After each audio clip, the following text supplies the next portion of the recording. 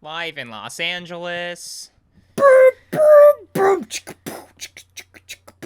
Sam Darnold will start over Baker Mayfield, and Baker Mayfield will cry. Joy with the news! I'm calling. My daughter gets fucked by Trey Lance. I'm very rich, and I'd Alright. like to tell you about it every show. Divorce. I've been divorced like 15 times. Colin, you gotta forget let what go of the Colin's voice divorce. Gotta let go of it, man. Anyway, you guys know what this. You know what this is. You know what this is. Come on now. It's fucking year 2 of this. Are you excited? Yeah, dude, like, okay. I watched back the pod last year, and I'm like, this is okay, but the takes they need to be turned up. I need hotter takes, you know? So that's my goal. It's not to Yeah. be right, it's to have the craziest takes I can possibly get.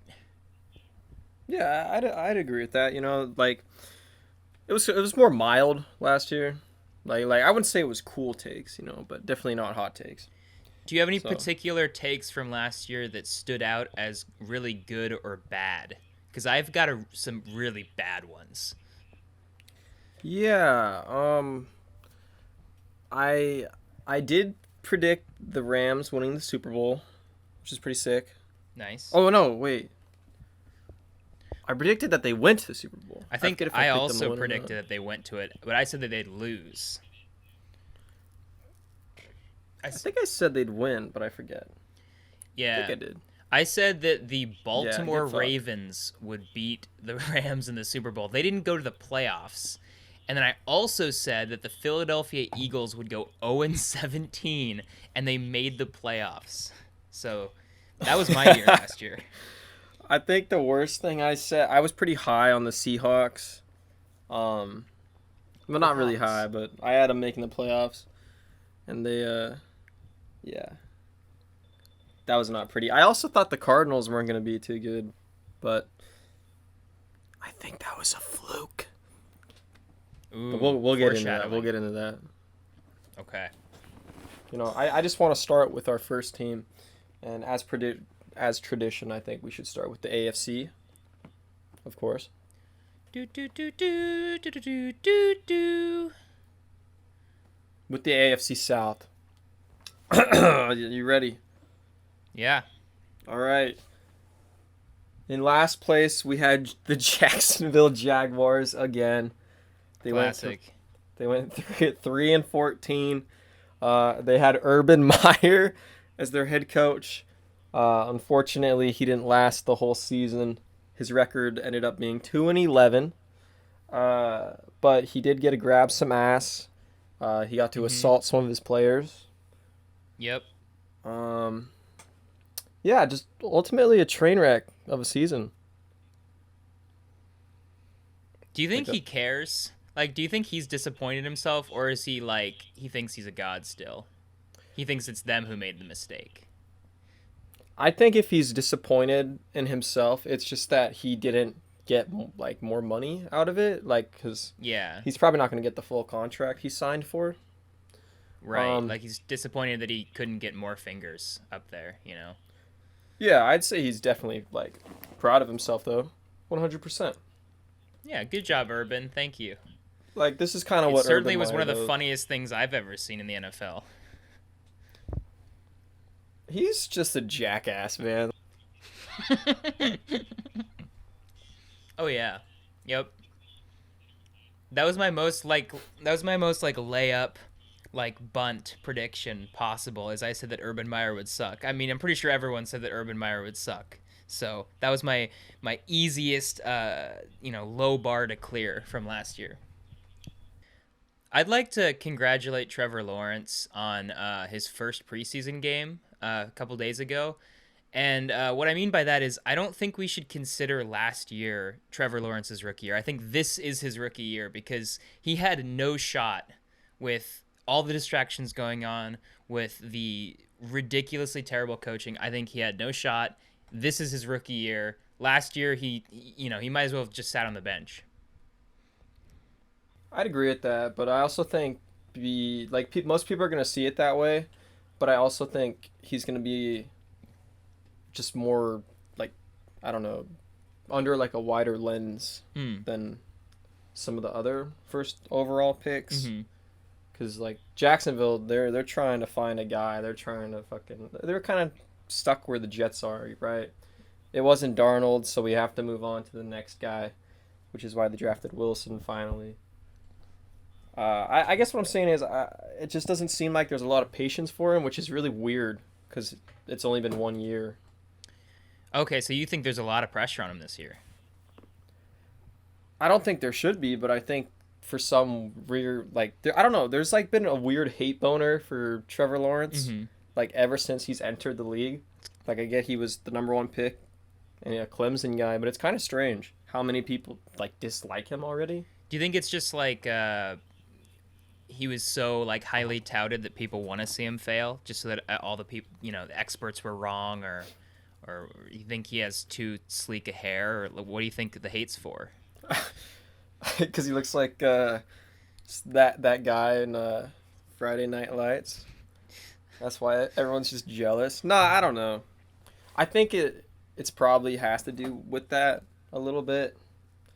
I just find it strange, like how fast of like a switch it was, because like he was kind of untouchable in Clemson, right? Yeah, oh, yeah.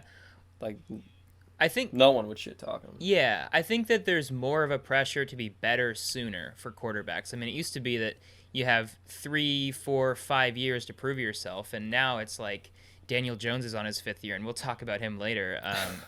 Or he's on his Can't fourth wait. year, I believe. Something about his fifth year option He was happened. drafted 2018. Okay, so in going into his fourth year, they declined his fifth year option, and everyone's just like, "What is this guy even doing?" On an NFL roster.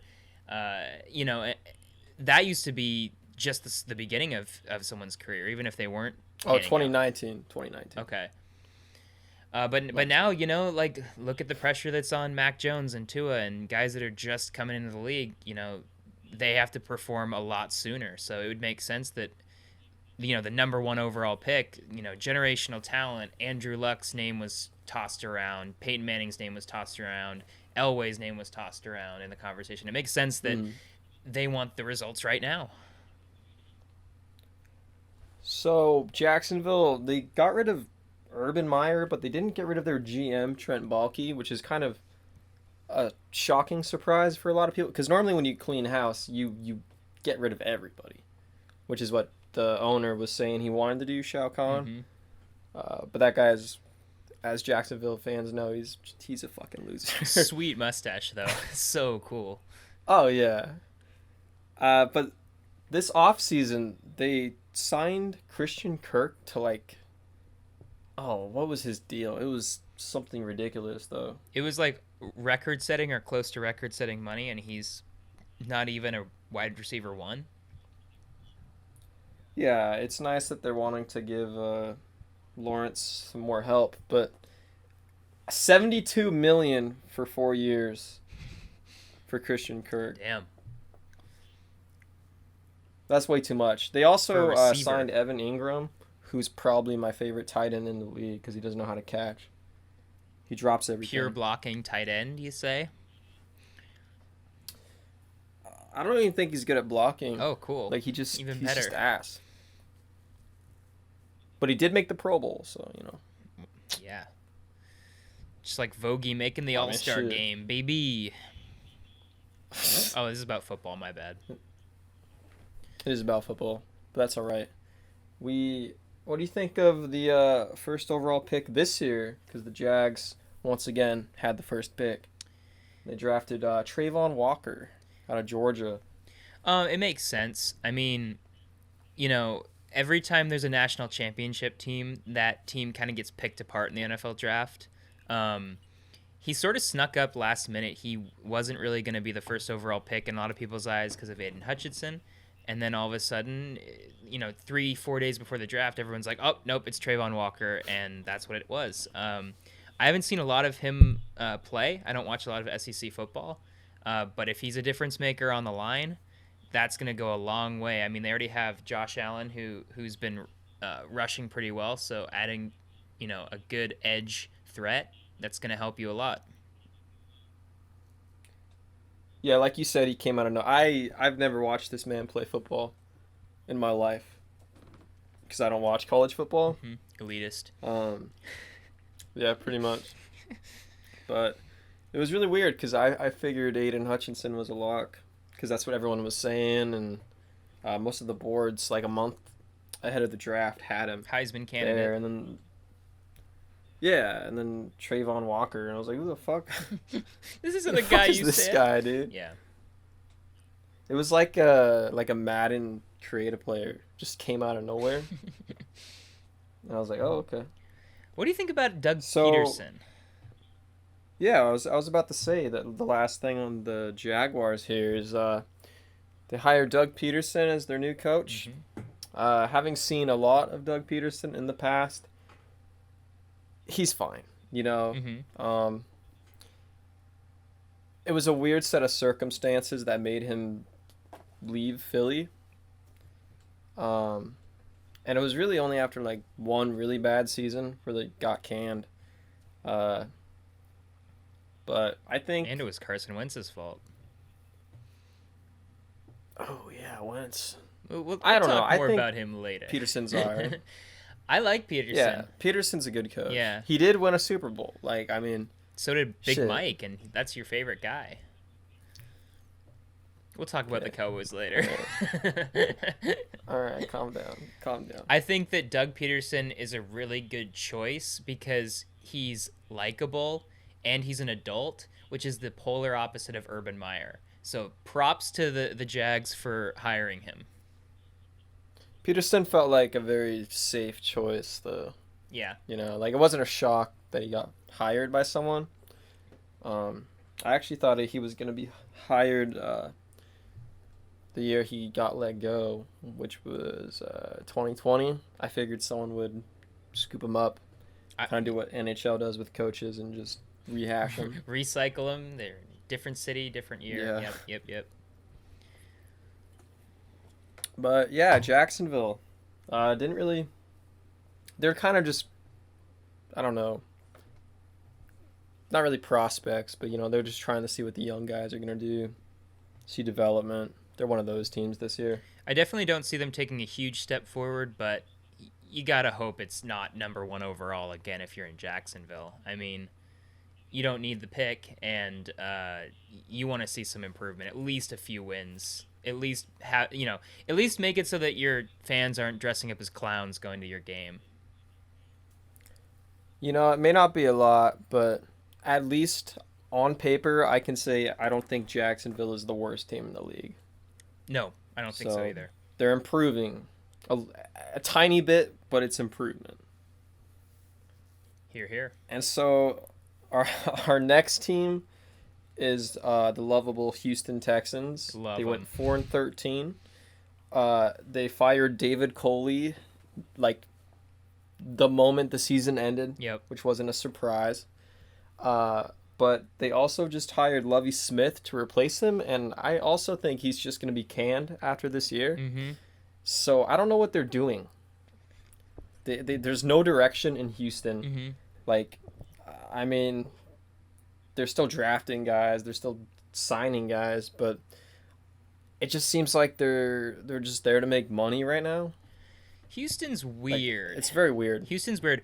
Because, you think, 2 years ago, they had Deshaun Watson before all of that happened, and I'm sure we'll touch on that at some point. But during that year, he set, like, some sort of... I think he was the lead passer in the NFL, Watson. And they went Correct. 4-12. That was back when there was 16 games. And then last year, he sat out all year because he's a crybaby, and he also did some really not cool things. Yeah, Bold statement. it was the trade request first, right? Yeah. For why he sat out, and then the stuff came out. Exactly. And then it was like, oh, I don't think he's playing. Yeah. But they hire this new coach that no one's ever heard of, and they go 4-13. They win the same number of games without Watson, and I think they're gonna win 4 games. I think that I don't think it matters what is going on behind the bench or on the field. I think something is going on, whether it's the owner, whether it's Casario in the GM's office, or it's that fucking weird Easterby guy. There's something going on in the management of this team that is just pulling them down, and no matter what talent they have on the field, because I mean, you know, 2 years ago, last year, and this year, three different coaches, and the first two win 4 games with different quarterbacks. It's just, I think it's all management. What do you think about Lovie Smith? It's a very it's very weird because Lovie Smith is like he's a pretty good defensive coach, honestly. I think he took the Bears to the Super Bowl, right? Like he was the coach when they went up against Manning. Yeah. Like years ago, yeah. It's just weird that he's getting another shot like a decade later. It's very, I don't know. It's like if Wade Phillips became a coach again, Yeah. or something like that. Like Yeah.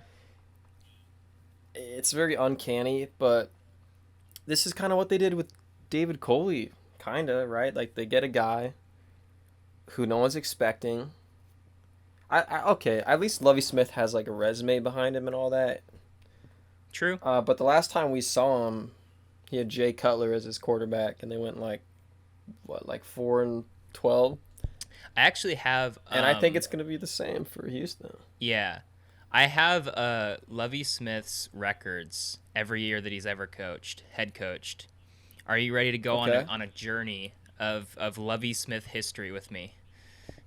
Yeah, it's very high and low is going to be my guess. Yes. So 2000, very up and down. 2004 is when he started. He goes 5-11. The next year 11-5. The next year 13-3. So in 3 years he took a losing Chicago Bears team. They go to the Super Bowl. And then 7-9, 9-7, 7-9, 11-5, 8-8, 10-6. And then he goes to Tampa and is 2-14, 6-10. Then he goes. I forgot about Tampa years. Yeah, it's 2 years, very very bad years, and then he goes to the University of Illinois. Not exactly a powerhouse, the Illini are, and he goes 3-9, 2-10, 4-8, 6-7, and 2-5, and gets canned. So he has the success on his resume, but the closer to the modern day, the worse it gets. And that's why this decision is very baffling to me. I mean, if you're a Texans fan, there's really only two players you really are looking towards. Well, that's not true. Brandon Cooks is pretty good. But, I mean, you're just trying to see if Davis Mills should keep the job. And they drafted 2 guys in the first round this year. Hope that they play good ball, right? Like Stingley, he's the corner. He should be pretty good for him. I was surprised they took him over Sauce, but apparently he's very, very good. I don't watch a lot of SEC, but I've heard he's very good. Yeah, but I don't know. Houston, they're just whatever at this point. Hey, their red helmets are cool. Yeah, I mean, I like their logo. So there you go. That's, if you're in Houston, that's what you have. That's all you get. That's all the positivity you get from me. Try harder just try harder, guys. It's not your guys' fault. I feel bad for you. It's your fucking management. Yeah, they're pretty much just like throwing paint on a wall and just being like, all right, fuck it. It's fine. Different colors. Whatever. Every year. Who cares? All right, and second in the division last year were the Indianapolis Colts. They went 9-8. They lost. Well, they didn't really lose them, but they traded Carson Wentz to the Washington Commanders. Please put the Cade photo up for the YouTube audience. Oh yeah, yeah. Just this whole segment. I was thinking of having them like in the bottom corner or like slightly like faded in, right? Just Carson Wentz broken for the whole like segment. Mm-hmm. But they also made a trade for your boy Matty Ice, formerly of the Atlanta Falcons. Thoughts on Matt Ryan at this point of his career? I have a lot of respect for Matt Ryan's history, for what he's done in the league. I think he's a lot like Phillip Rivers, though. I think he's on the back nine. I think he has a couple years left max. And, he's better than Carson Wentz. So if I'm Indy, I'm happy about it for just that. Yeah, I think the Rivers comparison's really good. And when they had Rivers, I know they lost that playoff game, but I mean they competed till the very end uh, during the 2020 playoffs.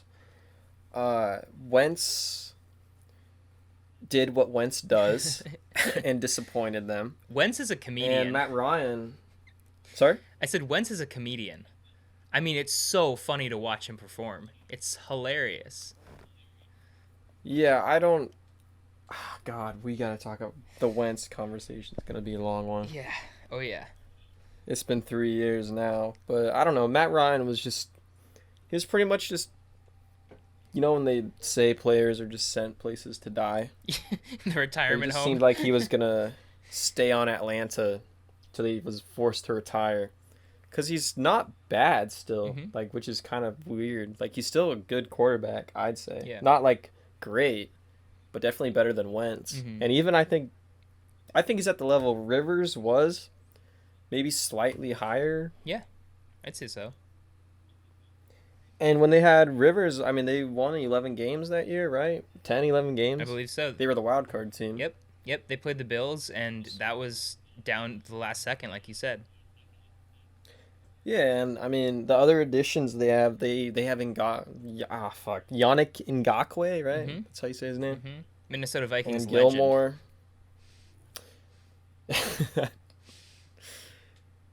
Gilmore is going to be an interesting one. I forgot that they 'Cause had he, Stephen Gilmore. Stephon Gilmore, yeah, he's on them Stephon, now Steven, on the team. tomato, Stephon, Stevan. Yeah, I, Yeah, I actually forgot that he was even a part of the team. But Indy's good, man. Okay, Indy's weird to me. They're sort of like the new Chargers, even though the old Chargers are also the new Chargers. Like every year, it's like this is the year it's gonna happen. This is the year it's gonna work, and then it just never clicks. yeah. I But think. Sorry, no, you go. I was say I think Frank Reich. If they missed the playoffs again, I think he's on the hot seat a little bit. He's kind of canned, which is weird. He's like a very good coach, but like you said, this is what they do, right? They're like, oh, we're a game back, and then they lose to Jacksonville. Hmm. You know, Yeah, something always goes wrong, and they have like a very good like defensive core. Jonathan Taylor is really really good. Michael Pittman Jr. had a really good season. hmm. Quentin Nelson is a god at football, but something just doesn't come together. And I mean, Tennessee has been kind of a thorn in their side the past couple of years as well. That's true. And also, they always seem to have some sort of scapegoat. Last year it was Wentz. And I think you're right. If they miss the playoffs, it's going to be right because it's not going to be their GM. He's a star. I mean, you don't want to let him go. So Yeah, he's good. if they miss the playoffs, it's got to be Reich because I don't know who else you can blame for it. I think the Colts might just be cursed after what they did to Andrew Luck, man. I think it's the luck curse. You heard it here first. The luck curse. I mean, ever since the Andrew Luck bombshell, the Colts have been kind of just floundering. Oh yeah. Like they've had good seasons, but They always should be better Just than they are. yes, if they had Andrew Luck as their quarterback still, Oh my god, Um, they'd be I so think they good. they would have made it to a Super Bowl or at least the conference championship game. Yeah, they'd be contenders every year. Also, before we move on, they also have Nick Foles. I just wanted to put that out there. Super Bowl. I mean, shit, dude. Frank Reich, he was on Philly that season. He was. He was the OC. So was John D. Filippo, and he's a god too.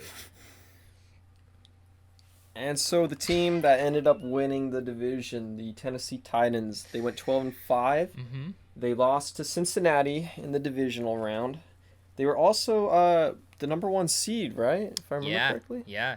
The least talked Yeah. about number one seed of all time. Yeah, and things. I'm sorry, Titans. I'm pretty down on your team. Uh, they traded AJ Brown. Mm-hmm. They don't have Julio Jones anymore. Mm-hmm. Their best wideout's probably going to be Robert Woods this year. Mm-hmm. Derrick Henry's coming off of injury, Yes. and Ryan Tannehill ended up being Ryan Tannehill. He He's regressed to not the bad. mean. He's not good. Yep. Derrick Henry is a god, though. Derrick I Henry gotta is a say. god. Last year, I felt like it was a weird team held together by glue sticks and duct tape, and the glue sticks and duct tape was Mike Vrabel. He coached his ass off and got the team into a really good position. And credit where credit's due. It was really impressive. I don't think that's sustainable, especially with who they lost. I don't think that they're going to be back in the same position as they were last year. I think the Colts improved. I don't see it happening for Tennessee this year, but I also said they wouldn't be as good last year, and they got the number one seed, so you really never know. I agree. I think Vrabel's a very good coach, but it kind of feels like I guess their reign over this division is ending. Mm-hmm. Like, Indy's always kind of been at their heels, even though the Titans have recently been number one in the division. But the AFC as a whole, like as a conference, is getting really, really loaded, and the the Titans just I don't know. I don't like how they stack up to a lot of the other teams that aren't just in their division, but just in the conference overall, especially against like the West or the North even. Mm-hmm. They're I know they were the number one seed last season, but they always to me seem like a weaker team. That's just more. I don't know. I think coaching they kind of remind me of the Packers, where they always end up being better than I expect them to, or you'd think they're gonna be on paper. Plus, that Just checks when you out look at because they lost their first everything. playoff game. Yeah. Perfect comparison. Um. I just. I don't know. There's something about I'm just not in on the Titans this season. I guess Mm-hmm. I'm with you on that. And why did they trade AJ Brown? Because he wanted too much money. Was that why? I have no clue. It had to be because Why you wouldn't you wouldn't pay want to. him though? Well, yeah, that's a good question. Are they paying Tannehill a bunch? Ooh, I don't think so. But I mean, shit, They man, I would shouldn't try be. and get rid of Tannehill. They shouldn't be. I'd try and get Jimmy, bro. Yeah, I'd rather have Jimmy G than Tannehill. Well, they're probably similar. I don't know. Uh, I think Jimmy's better than Tannehill, Yeah, Tannehill can stay healthy, in my but opinion. I think Jimmy, when he's on the field, is better. I just think the worst case scenario for the Titans happened when Henry went down and everything was going good, going good, going good. And then when they needed to rely on Tannehill, I mean, we saw what happened It was with the not Bengals, right? pretty. Yeah. Yeah. So, anything else you want to say about Tennessee? Well, I've seen our footnotes. It's asking if the Titans window is dimming, and I think that's an interesting question that you put up there. I think for now it definitely is. But here's one thing I will say: they drafted Malik Willis, and we have no idea what he's gonna be. He looks like a guy who runs around a lot. Is he gonna be Lamar, or is he gonna be one of the many college quarterbacks who relies on his feet and never transitions? I don't know. But if on the off chance he develops into something at least as good as Tannehill or better, I could see this team being one that kind of, you know, gets worse for a couple years and then is able to reload and go into the future because it's not going to happen with Tannehill. So I guess we'll see what happens with that. I wouldn't bet a lot of money on them being really good in a few years, but there's a pathway for sure. They definitely have the coaching staff to get them back to a playoff team if they do dip for a bit. Absolutely. And I watched it's only one preseason game, but Malik Willis, he seems very unpolished. Mm-hmm. So it'll probably be a couple seasons if he ends up being a starter for him. For sure. But I mean, coming into the draft, he was the number one quarterback for a bit on the boards, right? Like, I mean, there's potential in him. Yeah, absolutely. We'll have to see. We'll have to see. Bottom to the top, I have the Houston Texans going 4-12-1. I have the Jackson. You fucking predicted a tie. I did, and you'll see what the other team is because there's another team with a -1 at the end. The Jackson. Is it the Bears? It's the Bears, yeah. The Jacksonville Jaguars I have going 5-12, so an improvement, but not much of an improvement. Okay. Tennessee I have going 10-7 and missing the playoffs. So that's a little foreshadowing to my playoff bracket. And Indy I have going 10-7, so same record, but they beat Tennessee and end up winning the division and going to the playoffs. So that's mine. All right.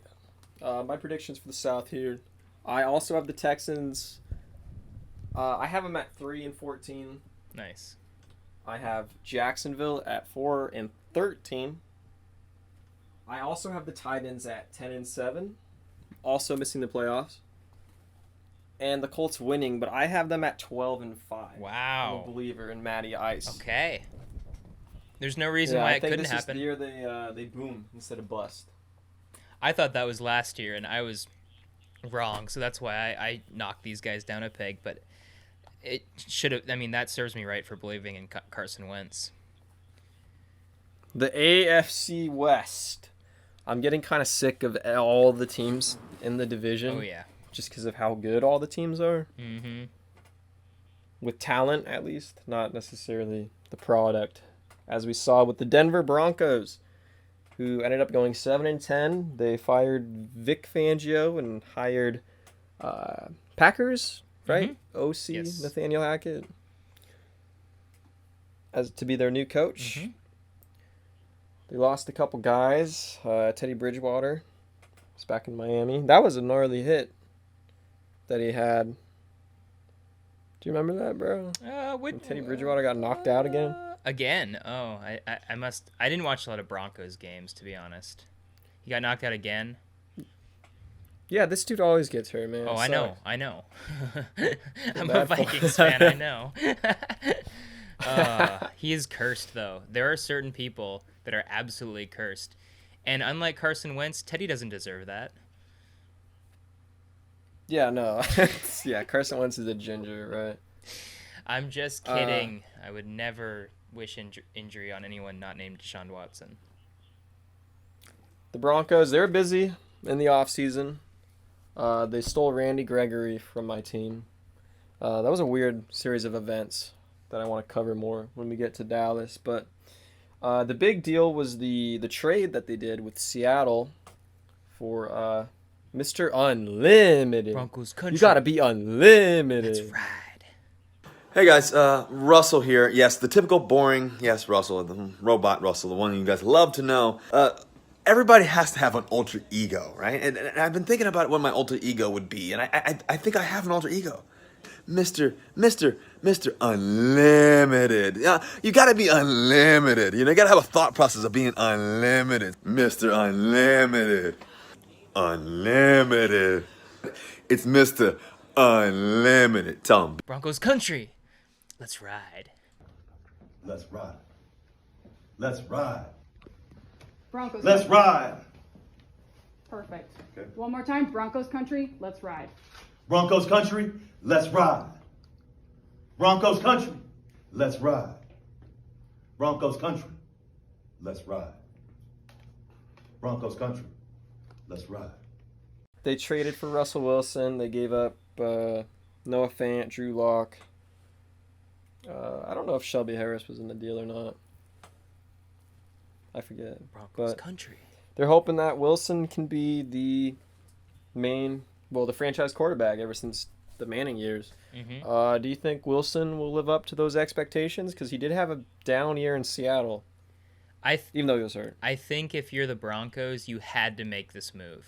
You had to make a move for someone real because they have had the team put together. They're just like Indy. They have the team put together. They need a real quarterback. So from that perspective, I think you absolutely needed to make this move. Now, that being said, I don't really see Russell winning them a Super Bowl, but I think he gets them a hell of a lot closer than just about anybody else that was available. So I think it's the right move. I don't think it ends up winning a Super Bowl like Peyton. I don't think he's going to go to 2 Super Bowls like Peyton. And I think that comparing him to Peyton, it's not really going to live up to that. But I think that he's a legitimate, franchise quarterback, and you needed to make a move like this if you're Denver. I mean, all the other quarterbacks that were going to be available, a Baker, a Jimmy G, they're not going to compete at the level of a Mahomes, Herbert, or Carr. Mm-hmm. Like, they had to get Wilson just to even survive in the division, just because of how great the quarterback play is in the West, They're of way the AFC. they were way too good to rebuild, so they had to just try to stack arms and compete. Yeah, that defense is. I mean, I feel like the Broncos have had a good defense since, like, what, 2010? Mm-hmm. I mean, they lost, Von Miller. That whole thing happened last year, but they still have really nice pieces. I mean, they added Randy Gregory, who had a really good year with us. Patrick Surtain looks like he's going to be one of the best corners. And I mean, the offense, they have some good pieces. Javonte Williams had a really good season. I don't hate Jerry Jeudy. I think he's slightly overrated. Mm-hmm. Hot take. But yeah, like you said, like, they're too good to just sell everyone for draft picks and more capita. Like, they had to go all in, but I still don't see them competing with, a KC or a LA for the division. Even though they're a very good team, their best chance is still just wild card. Yeah. I am kind of sad they got rid of Drew Lock, though, just because I liked how many Broncos fans, for some reason, had, like, a hard-on for him that I never understood. I never understood Drew Lock. He threw a ball I far. still don't. Good luck, Seattle. Oh, Seattle. Go Hawks. The next team in the division were the Los Angeles Chargers at 9-8. If you remember back to the final game of the season for the Chargers, they had the chance to tie the game with the Raiders that would send both of them into the playoffs. But the Chargers decided to call a timeout, and the Raiders said, "Fuck you," and kicked the field goal. So, LA missed the playoffs, but they were so close. Again. Mm-hmm. It's just the Chargers franchise. I don't know. They're like the black cat of the NFL, I guess. Yeah. The cursed child. They broke a mirror, and it's never. They seem to break a mirror every 7 years because they always have the worst luck. Well, this year they look like they're going all in. Free agency period. They made some good trades, good signings. They have Khalil Mack now. J.C. Jackson comes over there. A couple other guys. They're looking pretty good. And the Chargers, I mean, they have really nice pieces. The only thing is, I don't know if you can trust the Chargers just based off their history. Mm-hmm. Herbert is probably going to be the best quarterback in the league in about, 2 years. Mm-hmm. Give it 2 seasons. Yeah. Very good. What do you think about the Staley kind of aggressiveness? Because the whole season he's a very aggressive coach. Like, he'll go for it on 4th and fucking 25, and it's the first quarter, and it's just fuck it, we'll do it. Yeah, I mean, do you think that cost them games? I think it absolutely cost them games. And what I'm really interested to see is, okay, so Staley has put his foot down and said that he is analytically driven. He's gonna go for it all the time. And so now that he has one season under his belt where he likely cost his team a spot in the playoffs, does he reel that back and say, okay, I'm going to do analytics, but I'm going to put myself into the decision making a little more? Or does he double down and say, nope, live by the sword, die by the sword, I'm analytics, we're going for it on 4th and 87 on my own 1 yard line? Like, I don't know. I have no idea. He seems to be a crazy person. It's kind of fun to watch. Like, I'm not going to lie, having Monday Night Football or Sunday Night Football where the Chargers are playing, I'm always excited because I have no idea what kind of crazy thing they are going to pull. But here's one thing that I will say is that I think super aggressive will eventually pay off for a regular season. Like, they will at some point with Staley get on a hot streak where they just keep getting lucky based on these aggressive decisions. And I think that's this year. And so we'll talk about records later. But I think that the Chargers are in for a very good season, and I think a lot of it has to do with they are going to be lucky where they were unlucky last year. It's not necessarily endorsing this incredibly analytical, aggressive approach, but I do think that when you go that far, you will eventually get lucky enough for it to work for a regular season. So how do you think that they're, with what they've added and the pieces that they have already with Herbert, Keenan Allen, all of them? Do you think they compete better with Kansas City? Because Kansas City still very good, but they've lost a lot of their kind of core members from the past couple seasons during the Super Bowl run and all that. To me, I say the Chargers have the best chance to dethrone Kansas City. That's my opinion. I like what they added on defense. I mean, Staley's a defensive coach. You have Herbert, who is looking like Joe Burrow with a stronger arm. I think that they're gonna pop, and I think that Looks like a character from Point Break. he looks goofy as hell. That's for sure. What do you think of their additions? Kyle Van Noy, Khalil Mack. What do you think of what they did in the offseason?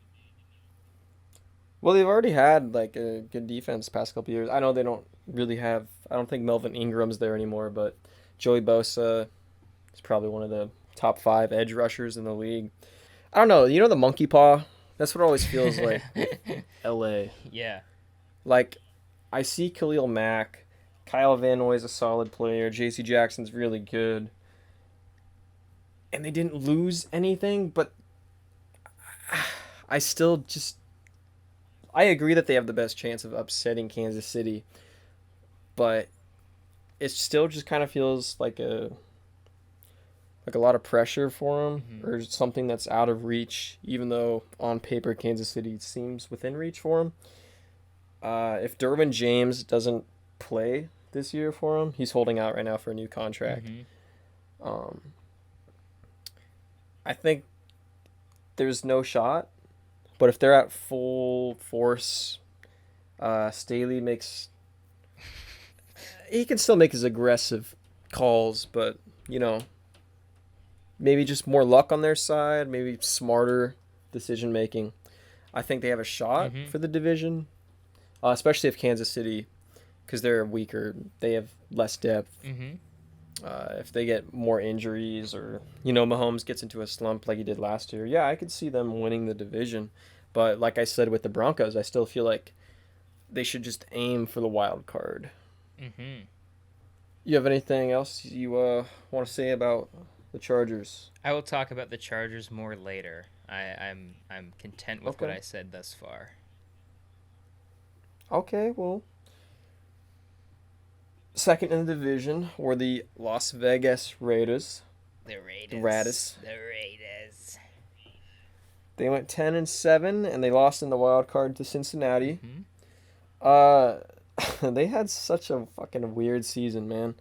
I forgot all about the John Gruden thing for a little bit. And they had Rich Bisaccia take over, who just came out of nowhere, did a really good job coaching them. And then they were like, nah, we're going to fire your ass. And now they brought in Josh McDaniels, the longtime Patriots coordinator, former Broncos head coach, who was fucking awful. And I really like the Raiders now. I gotta say, man, Really? I'm liking what they're doing. Yeah, Okay. I do. I think Devonte Adams and Chandler Jones are really smart pickups to get. I've been a David Carr simp since 2015. I've thought David Carr is very good, Mm-hmm. exceptionally underrated. The only thing that I'm a little worried about is Josh McDaniels. We've already seen what he's been able to do as a head coach. Yeah. It wasn't good his first stint, and there's a lot of like talk of if he was just a product of Belichick and the whole Patriot way. But I mean, we did see the work he did with McCorkle last year. I didn't think Mac Jones was going to have a good year, and he did. So who knows? Maybe McDaniels does have some talent. Is it head coach? I don't know. And I don't know. The Raiders last year, they had a lot of, they had the Gruden, they had the Henry Ruggs crash. They had all this shit just keep happening to them, and they kept just fighting back, fighting back. So I don't know. I kind of like them. Okay. I'm liking them. Okay. I want to be on the same page as you. I really do. I like the Raiders. I like the Vegas thing. It was fun to watch them in the playoffs last year. They had a good game against Cincy. I have the same weird uneasiness about the Raiders that you do the Chargers. I just last year was such a strange lightning in a bottle. They found some magic and they found a way to win, and then they said, fuck that. We're going to hire this snake who has proven to be a bad head coach in the past. And I just don't see how making a move like that where you fire the guy that has brought you success and you go with this guy, I don't see how it works. I could be very wrong, but and I really like the free agent signings: Chandler Jones, Devonte Adams. I mean, I just Nick Mullins. I mean, just like the best Oh, yeah. players. They brought him. Nick Mullins. I mean, and they had the same kind of arms race strategy as the other teams in the division, but somebody's got to be the odd man out in this. And for me, it's gonna be the Raiders. We'll see. Are you saying that you think the Raiders are, well, you don't have to answer directly, but do you think that they're above or below Denver with the moves that they've made? I have them one game below Denver. I think it'll be very close. It's going to come down to a Interesting, couple okay. games.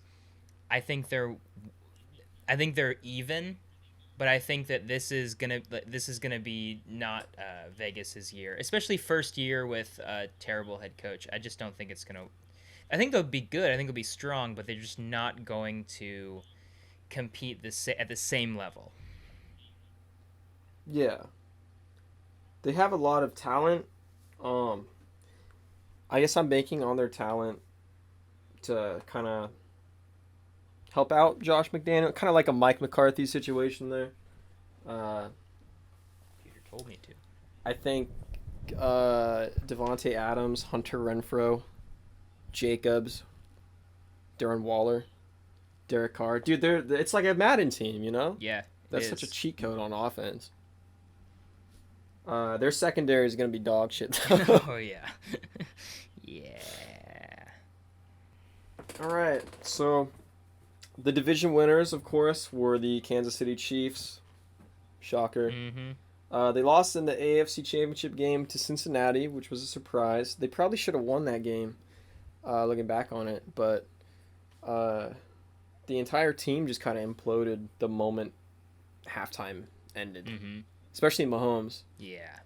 He became Jackson Mahomes for a little bit. They switched jerseys. Yeah.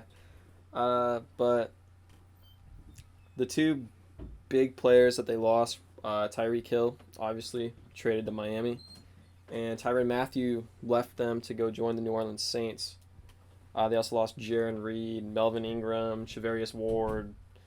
Just a couple players that have been on their Super Bowl rosters, the AFC Championship ones. They've been on the team. They've been a part of the core for a while. And it's like the first time the Chiefs have actually lost players in their core. Oh, yeah, Daniel Sorensen. I forgot about that. Mm-hmm. He's gone too. He's probably the worst player in the NFL, though. What do you think about the losses? Tyreek and Matthew. I don't Those are two big names. I don't know that Matthew matters as much as we maybe think. He seems like a guy that it's more of a locker room and like a leadership kind of thing. And losing honey that, badger. is important. But I don't know that he's not the same as Tyreek Hill. Hill is all about what he can do on the field. And I think that it takes away a lot of depth to the offense because part of the whole thing was Mahomes can throw it 150 yards to Hill in the back of the end zone, or he can dump it off to Kelsey. Like, it just takes away an option. And they got a couple other guys. They got MVS and they got Doo Piss Pooster, and that's fine. It's just not going to be quite the same. What do you think about those losses? So the Chiefs' offense is very West Coast run and gun. Mahomes scrambles around. He finds either Hill or Kelsey. He's going to take a step back just because of how talented Tyreek Hill is. I know Mahomes is like a top 3 quarterback, but I think it just shows how valuable Tyreek Hill is to a team because of his speed, what he can do after he gets the ball and all that. And, I mean, MVS and fucking shit Pooster, doo-doo shit Poopster is one of the best nicknames for a player, in my opinion, Second favorite, by the way. Even if they have, like, Juju's had a couple good seasons, but nowhere near the level of Tyreek Hill's ability, performance, or anything. And honestly, I think what Juju's going to care more about is making TikToks with Jackson Mahomes. Like, legendary Juju pairing sucks, right man. there. I hate him. Legendary pairing. Yeah, there's a lot of talk about Sky Moore. They drafted him in the second round as being like a slot guy, kind of pick up the slack for him. But you never know. Like, you shouldn't be banking on a rookie. Yeah. Especially when it's a giant void like Tyreek Hill. They still have Kelsey, which is good, but I mean, shit, man, that's a big loss.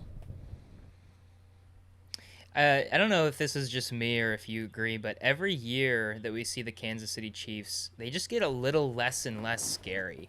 Because that first year with Mahomes, they went to the NFC Championship. They kind of got screwed by the rule. Someone's going to get screwed by the rule always. But they looked scary. Nobody wanted to play them, and they lost in overtime to the Patriots. The next year, they won the Super Bowl.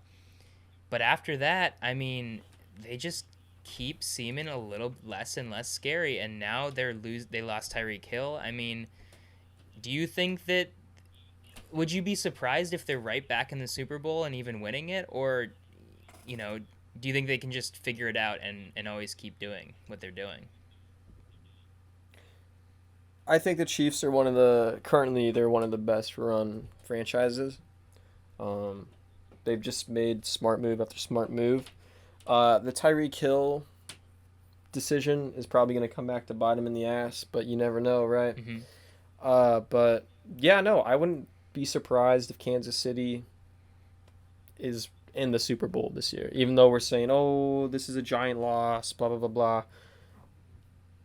They looked awful for a little bit early in the season, right? People were saying, oh, are the Chiefs done? And then they just flipped a switch and they were right back to the AFC Championship game. And they almost it's just won kind that. Of what they and do. If they went to the Super Bowl, who knows what would have happened. But I don't really think the Rams were incredible in that game. There's no reason why Kansas City couldn't have won last year and the year before that when they lost to Tampa. So that's what's weird about this team is that they feel less scary, they look less scary, but if they won the Super Bowl, I wouldn't be shocked even a little bit. They have a generational quarterback and a Hall of Fame head coach, and I mean history shows sometimes that's all you need for success in the league. Mm-hmm. And I mean Tyreek Hill is also a Hall of Famer, one of the best tight ends. So it does kind of. I think we also get that not just because of their moves, but because of the competition. Like the West is definitely. Fuck. I said this last year with the NFC West, and it was kind of true, except for Seattle, which was funny. But the AFC West, I think, is even more stacked than what we were saying last year Yeah. about the NFC Yeah. West. Like Wilson, Herbert, Carr, like all of these teams can make the playoffs. Absolutely. You're going to see people predicting. I mean, shit, they might predict everyone in the playoffs. A couple people might have that as their prediction. I don't think that'll happen, but shit, it could, right? Do you have Just because of three? how much talent is in the division. Do you have 3 making the playoffs in the division? We'll get to that We'll get to it. after this. Jumping the gun. But yeah, just a little bit. It's a valuable question. Like it's a good question though. Okay. I just feel like the Chargers have been, kind of nipping at their feet a little bit. Kind of like they got a chip on their shoulder. Kind of want to. I mean, who doesn't want to upset Kansas City at this point? Huge Like they're target. the bad guys in the AFC. Huge target on their back. I know the Bills are very good. I just said huge yeah, target yeah, on their juggernaut. back. That's all. All right, you ready for the standing? Yeah, you go first this time. All right, yeah, I'll go first. So, last I have the Denver Broncos. I have them at a 10-7, and they're last in the division. Wow. Missing the playoffs. That's how. Yeah, I think the West is exceptionally good. Yeah. I have then the Chargers at 11-6. They're third. They do make the playoffs. I believe they are the 7 seed. Okay. Then the Raiders at 11-6 as well. Wow.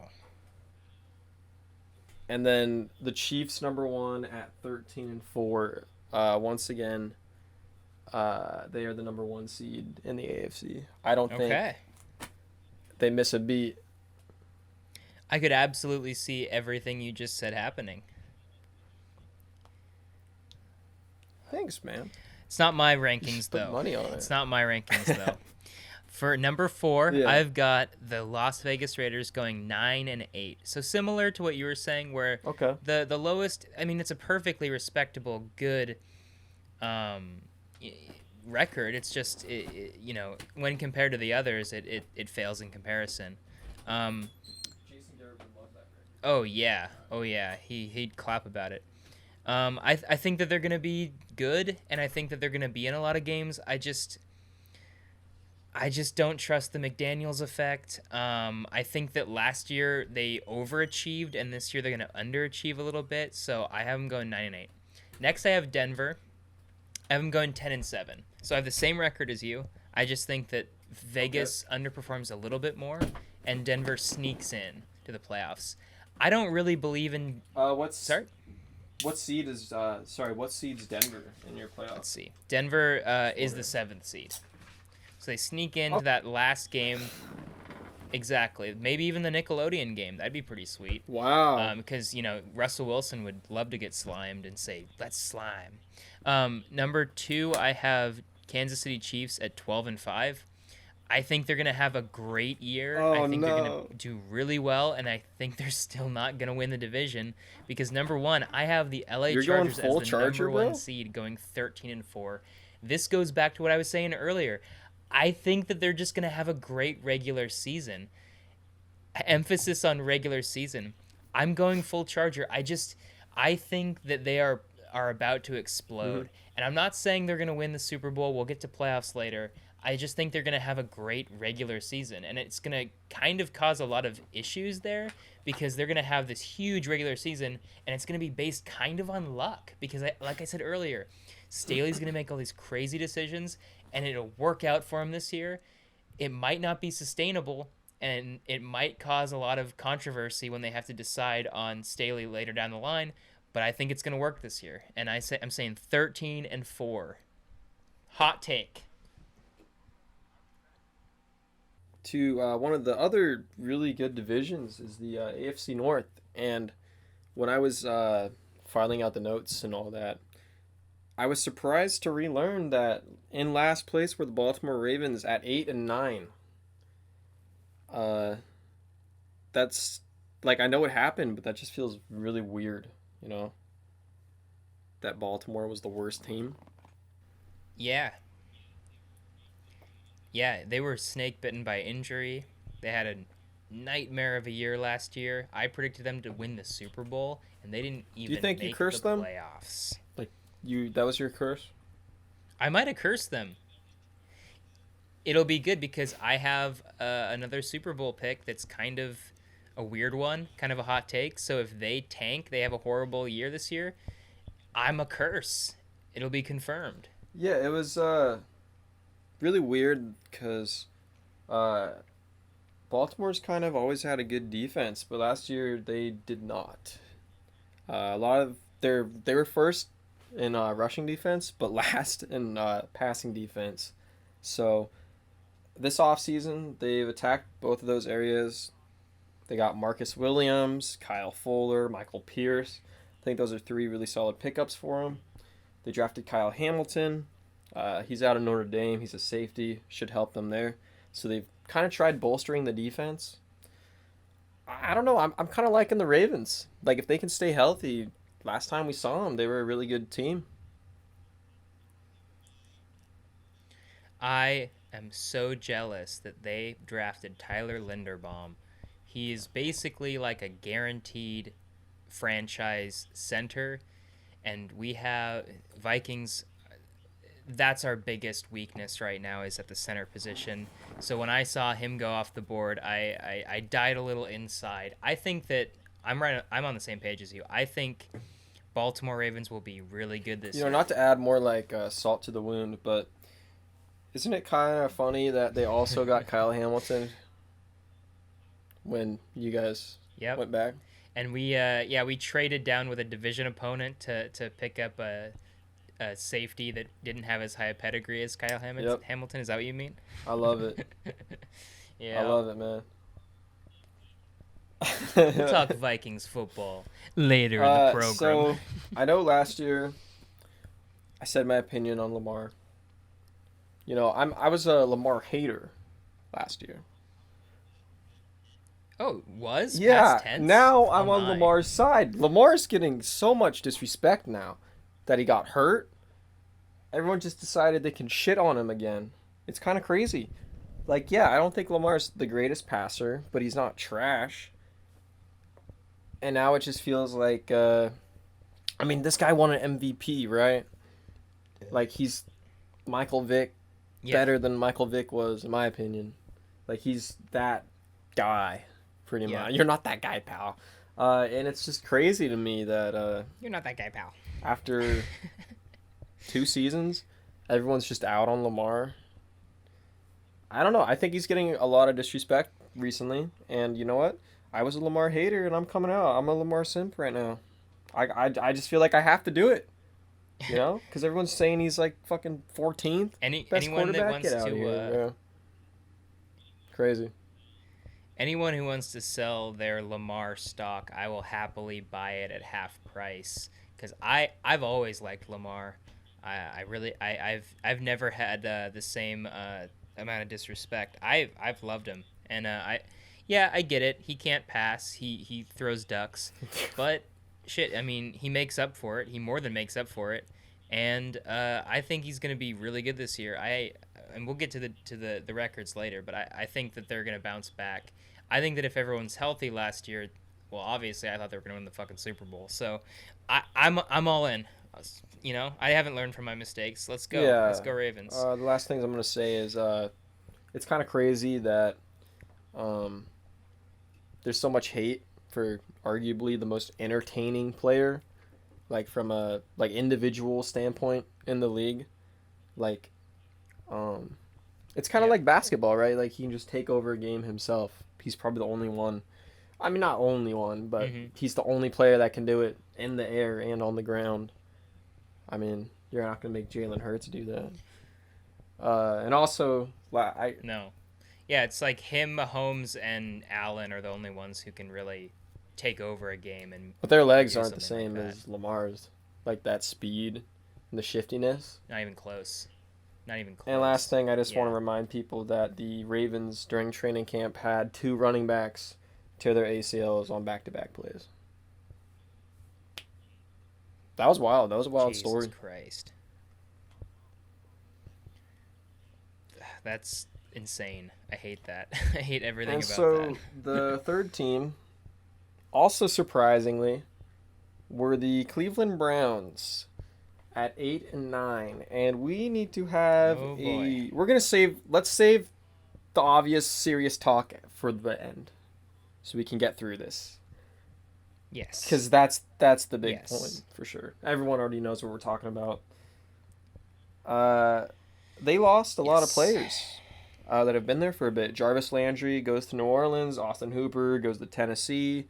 They finally traded Baker. Traded him to Carolina. Rashard Higgins also goes to Carolina.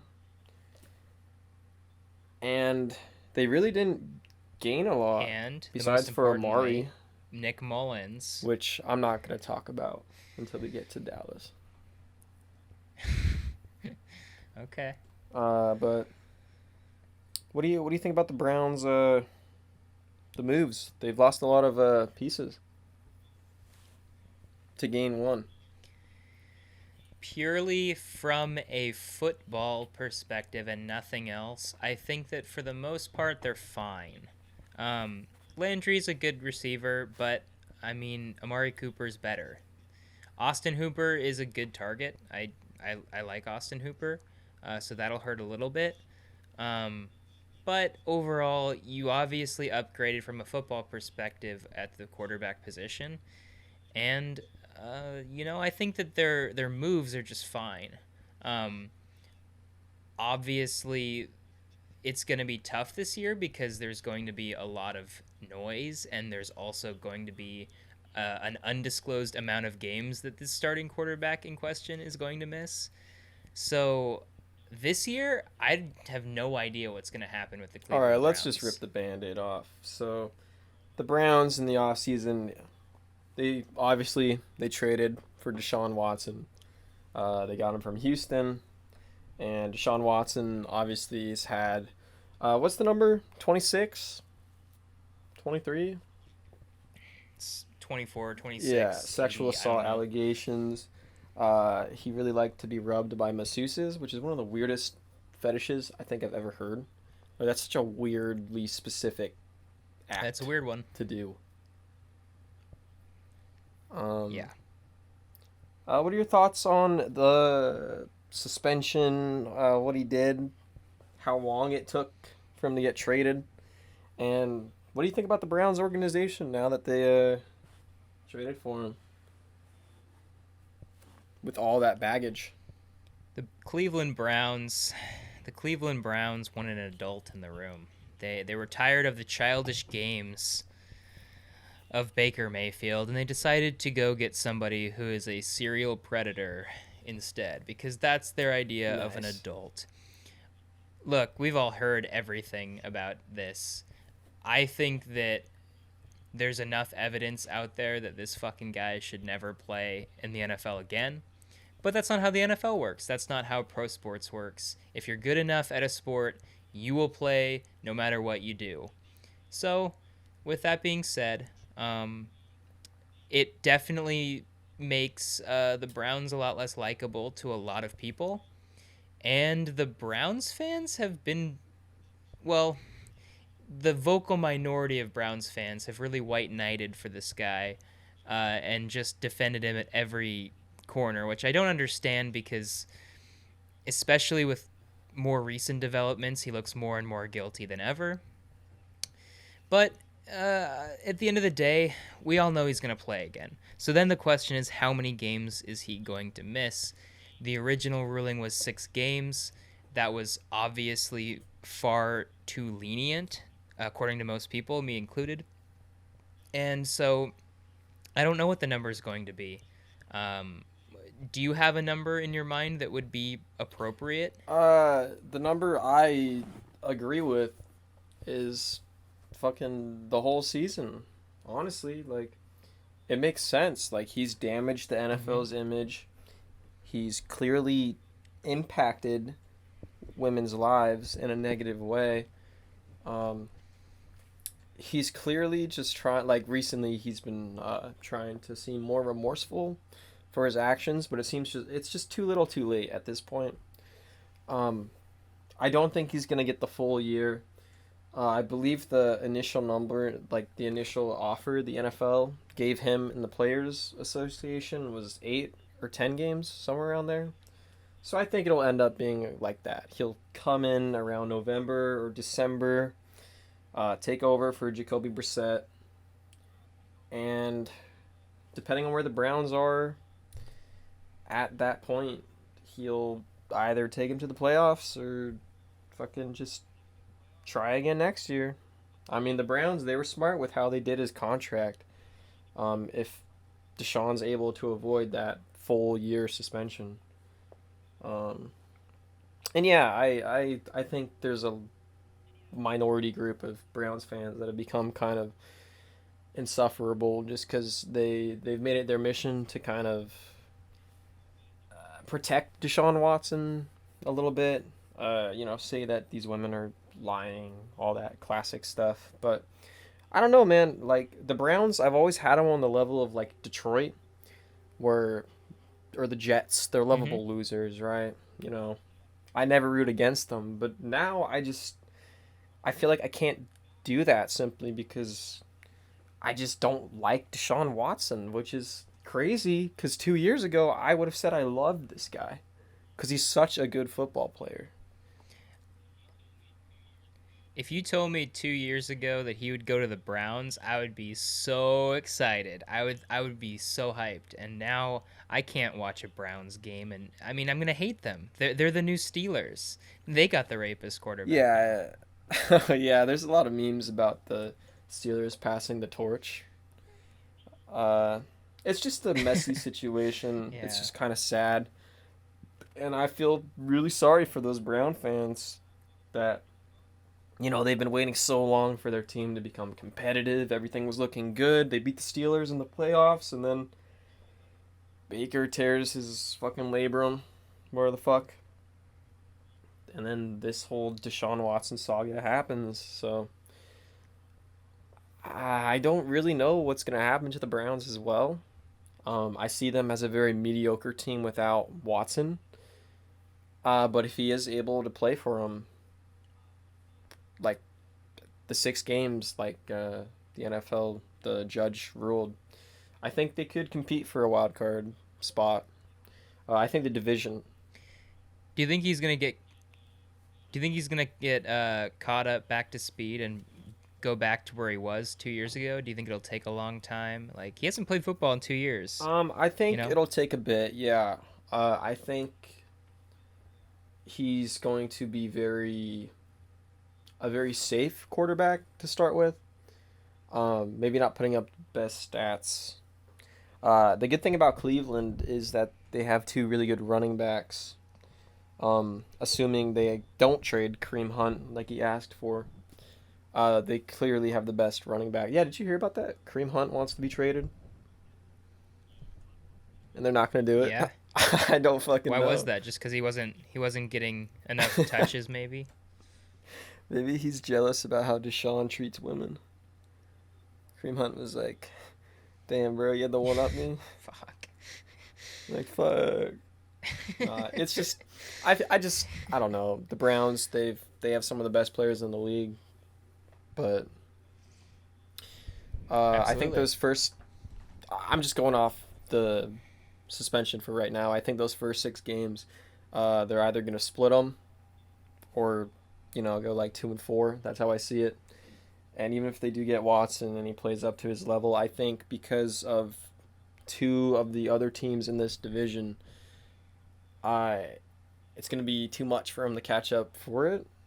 So they're going to have to make on a wild card, which, I mean, the AFC is loaded this season. So loaded. I think there's a lot of consequences, or not consequences, obstacles for the Browns to make the playoffs. So the most surprising playoff team were the Pittsburgh Steelers. They went 9-7-1, lost to Kansas City in the wild card round. I don't. How does Mike Tomlin do this every year? This man has not had a losing season, and he's been coaching them since 2000, 2007, 2008.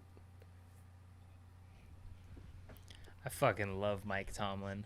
He's the man. I don't know. It's amazing. He's a miracle worker. Like, every year, you know that they're going to be within a game or two of making the playoffs if they're not already in it. It's amazing. He's a magician. Yeah, I don't think get it. he's definitely like a top 3 coach in my opinion, right now. Obviously Ben finally retires, but he's been a corpse pretty much the last 2 years. I mean, that Browns playoff game was brutal to watch, and just seeing him throw the ball last year, you could tell that he was on his final legs pretty much. Not that I'm gonna miss him too much, to be honest with you. I mean, I don't think anyone, like the Steelers, everything's pretty much the same except the quarterback. They're one of those teams that the whole year is just going to be talk about the quarterback, the quarterback, the quarterback. So they bring in Mitch Kissing Titties, former Chicago Bears legend. Mm-hmm. MVP. MVP. OG MVP. And they draft Kenny Pickett, who a report also came out that he had small hands. And last time that happened, it was for Joe Burrow. Turns out he's pretty good. So Legend. Kenny Pickett, Super Bowl in year 2 confirmed, right? I mean, That's so how it far, works? yeah, that's the trend. And they also drafted. Yeah, and just following at the analytics. Did you like see Brandon George fucking Pickens' Staley. catch? Oh, he had a pretty No. good tiptoe No. catch during the preseason against the Seahawks. He was the round 2 pick. Somehow he Ooh. dropped to the second round. People are kind of hyped for him. Out of Yeah. Georgia. What do you Outta think about Georgia. how do you think Mitch will do? We'll start with Mitch. How do you think he's going to do this year? Because he's going to probably start, even if it's only for a couple games. Mm-hmm. I mean, I saw a lot of Mitch kissing titties when he was in Chicago as a Vikings fan, and he always fucking beat us. I mean, I always thought he was a better quarterback than he got credit for. The only reason he got criticized so much is because he wasn't Watson or Mahomes, and so I'm not saying he's a starter. I'm not saying he's a franchise quarterback, but I think that especially in a system like Pittsburgh that just figures out ways to win, he can absolutely thrive, and he can do at least as much as Ben did. You know, I mean, Ben, you said it, he was a corpse. It was Weekend at Bernie's with that guy. So yeah, I absolutely think that Trubisky can figure out how to be a perfectly serviceable quarterback. And I don't know anything about Pickett, but I think he's sort of like a Mac Jones, where he makes quick decisions, he can get the ball out, but he maybe doesn't have the strongest arm in the world. I think both of them are going to do very well in this system because it's Pittsburgh. They find a way to win. Mitch, he fucked the shit out of us, too. Last time he played him. That was, like, I think 2019. Kenny Pickett's the hometown kid. He went to Pitt. So I think there's going to be a lot of fans that, you know, they just really want him to be their quarterback due to that fact. So they're going to be a little impatient with Mitch. But, yeah, no, I think he's he's clearly, like, the stopgap quarterback. But that's not a bad thing. And it could be worse, right? Like, I think he's going to definitely be better than Mariota in Atlanta for that same role. And Yeah. I mean, Yeah. Trubisky, I mean, he worked with Josh Allen for a little bit, right? Maybe learned a couple things. We'll see. But I don't know, man. I think you hit it on the head with the Steelers. Like, somehow they just always find a way to at least maybe not make the playoffs, but at least like be in the pack. And I think even with I mean, they had Ben, and they were still good. T.J. Watt's probably the best rusher right now. That's not Aaron Donald, but he's just the god of everything. Minka Fitzpatrick. He's got to be one of the top defensive player of the year candidates every year for the next few. I mean, Yeah, the defense is really good, I have a little meme here we can talk about though. Did you see what Chase Claypool said about him being a top wideout in the league? Yeah, did he say top five, I top think three? I think five. I can try and find the quote real quick. Yeah, yeah. Well, here's what I'll say while you're looking for the quote: is He's a that top three. the Steelers have an incredible top three receiver. Okay, well, the Pittsburgh Steelers, they have the knack for finding really great receivers in late rounds. And those receivers are almost always fucking dumbasses. I mean, Juju, Antonio Brown, and now Chase Claypool. Obviously, they're all dumbasses for different reasons. But yeah, I think that they lack a little bit of intelligence. But they can play football I just good, like so it's knowing fine. that this entire conversation, I'm just gonna be replaying the Chase Claypool pick up the ball while the clock's running meme. Oh my god, that was one of my favorite moments of last season. I didn't have a lot of very fun moments, but that was a Fucking good moron. one. And then he was such a moron that he did that, and then he bitched about his teammates like it was their fault, or he bitched about the referee. No, it or was his teammate. It was somebody on his the Vikings. I actual don't remember teammate, what it was. like one of the linemen. Yeah. He threw him under the bus. It's like, yeah, buddy, it was not his fault. He said like Come on, man. he tried like taking the ball from him, and it was like, yeah, no shit, because he knows the clock is running. Like he's trying to get the ball ready to be Yeah. spiked. You fucking imbecile. Such a dumbass. Anyway, Such a dumbass. The number one team in the North last year, surprisingly, were the Cincinnati Bengals, who came out of nowhere, went 10-7, and made it all the way to the Super Bowl. They lost to the Rams, but that was, I mean, who had that, right? Who predicted that? The Bengals? I thought Zach Taylor sucked until last year, man. I thought I still kind of think he sucks a little bit. Yeah. I think We'll it's see. all We'll Joey see, B. right. Yeah, we'll We'll see. see. But they actually lost CJ Uzama, who was their tight end. I really liked him. Larry Ogunjobi is okay. They lost him too, but they signed La'el Collins, who I will talk about more during the Cowboys talk. But just had to put that out there. I think the Bengals, they're in a good position because of what happened to the Browns and the Steelers to make it back to the playoffs. In my opinion, that's how I'm kind of seeing things. You don't think there's going to be any Super Bowl hangover with them? No, I don't. I don't really know why. I think it might just be because of how I just viewed them to the other teams, but not to spoil their record or anything. But I still just think they're a better team than, I don't know, like the Dolphins, for example. Teams like that. Like I think they're better than the Titans, just to name a few. And I think this season we're gonna see if Zach Taylor is the real deal. We'll see if Joe Burrow really is. Like I don't know, Burrow's kind of weird because everyone's kind of putting him in the like top 7 right now. I don't know if I necessarily agree with that. Yeah. But Okay. I don't know. I think this season we're gonna see if they're a top team or they were like the fluke team. And I can only pick one fluke team per prediction video, so I can do that to the Bengals. We're gonna get to the fluke team. Fair enough. Yeah, I think that normally there's some sort of hangover, but they addressed their line, which was the worst part about them. You know, I get that it was a little bit of a, fortunate events led to them going to the Super Bowl, but you got to have luck on your side on any run like that. I think that they're going to be in the playoffs. this year, and I think that they're going to always be threatening that for at least a few more years. I think Burrow's the real deal. Um, I'm interested. Where would you rank him? Because you said maybe not top Burrow, 7 for you.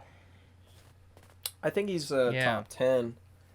I don't know if I Yeah. see him kind of flirting around 6 or 5. I'd say he's more 9 to 7. Like I I want to be very like hesitant to just after one really really good season put him that high up where I've seen other quarterbacks with like Mm-hmm. proven track records, I guess is kind of how I view it. I'm not saying that I think Burrow sucks. I really Fair like Joe enough. Burrow. I've liked him since he came into the league, but I think I want to wait and see more before I want to put him in that conversation with, the top 5 guys like the Rodgers, Allen, and all of them. Fair enough. Where would you put him then? It depends on if I mean is the top 10, who would you rather have right now, or is it more of a best overall resume? Like, it depends on the angle. If I'm looking at it from, you know, what like who would you want on your team this year and this year only, I'd put him at number 5. If you're talking more, bringing in historical, like what they've done in the past, probably more like Okay. 7 I or think 8. my outlook is that I combine both of yours, and that's normally how I do it. I combine like Okay. where they're probably bit of going to be at both. right now, and then what they've done. I just don't. I'm like a Madden rating guy, you know. I don't like putting the rookies and the younglings into higher spots. Fair It's enough. just a side note. Jamar Chase's Madden rating is really bad, like really bad. Is it? Well, What I don't is think it? he's a 90, bro. Yeah. But to wrap up my thoughts on the Bengals, like they have, I think the reason why I'm also not too worried about the hangover is they have the pieces that everyone argues you need now. Like they have the quarterback, they have the running back, they have the wideout, they have the edge rusher, right? And I don't know how, but Chidobe Awuzie, former Cowboy, played really good for him last year at corner. And Jesse Bates is a very good safety. So I don't really see him falling off like some teams do. Yeah. So I think it's your turn first for the rankings, the standings here. All right. My last place is the Pittsburgh Steelers at 9 Oh, and wow. 8. Okay. A strong year, very respectable. Every time I pick Pittsburgh to have a shitty season, they still go 500 or better. So 9 and 8, I'm calling it. I think they'll be pretty good, but they won't make the playoffs. My next is the Cleveland Browns, also at 9 and 8. I don't know what to make of the Browns this season. I think they could probably go 500 for the first 6 games with a backup quarterback. I think that they're at least going to figure out how to be around 500, and how I stacked it up, 9 and 8 is the number I came up with. That's one that I'm not confident in. I could see them being a lot better. I could see them being a lot worse. It just depends on how things turn out. And so 9 and 8 is where I'll call it. Then I have the Cincinnati Bengals going 11 and 6. So similar to last year, they don't really miss a beat, but they also don't take that next huge step and win the division. Division winners, Baltimore Ravens at 12 and 5. Okay. Okay. I like it. The team I have going last is the Cleveland Browns. I have them at a 7 and 10 record. I don't think Deshaun's gonna be playing for at a minimum 6 games. I think he's gonna struggle a little bit at the start. I also don't think they can really compete with the kind of, I guess you can call them the powerhouse teams. I mean, they'll probably split Yeah. with the Ravens and the Bengals, but I mean, would you pick them over the Bills? I wouldn't even pick them over the Colts, you know. And I don't know if Kareem Hunt's gonna want to play, if they're not gonna trade him. Mm-hmm. If Jacoby Brissett, I guess I kind of based it off Jacoby Brissett being the starter more so than Deshaun, just because I didn't really know what was gonna happen there. If Deshaun plays, I think the record is more like what you said, 9-8. But yeah, without Deshaun Watson, Mhm. they're a pretty mediocre team that has to rely on the run game much more than they would like.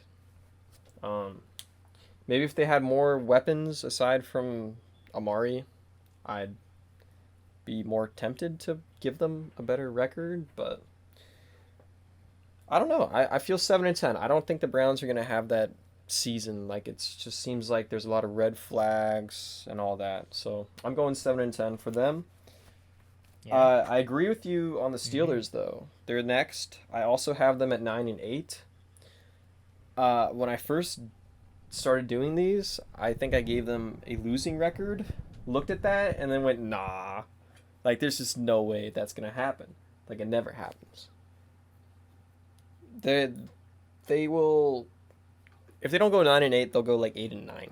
You know, Pittsburgh just doesn't have those seasons where they're like 4-13.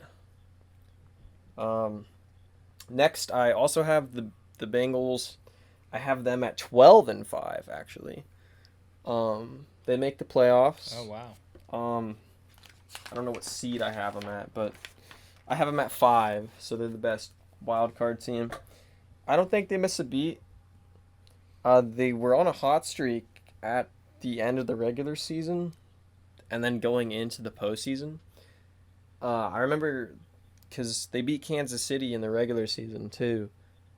And they had like, I don't know, they were kind of just whatever at the beginning of the season, and then towards the end it kind of picked up, and everyone was kind of like hopping on the bandwagon for them. But yeah, like I said during the Bengals talk, I don't think they miss a beat.